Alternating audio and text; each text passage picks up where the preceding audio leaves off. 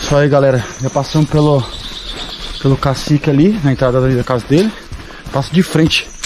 E só alertando aí quem vai assistir o vídeo, que eu vou mostrar a localização, tudo onde eu tô aqui, mas aqui não tem autorização pra ninguém entrar, viu? Só com autorização, acompanhado com um indígena aí.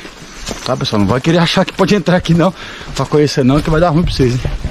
Tá bom? Aqui é a trilha aí, ó.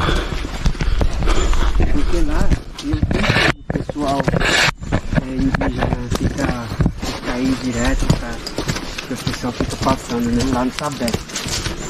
Aí o pessoal leva muita bebida pra lá. É, pô. Cerveja, alguma coisa, né? Fazendo roça, Aí, né? eu tinha alertado agora há pouco, falei assim, tinha uma vez que eu fui com a minha família, tá no Cachoeiro de Sabé. Aí tinha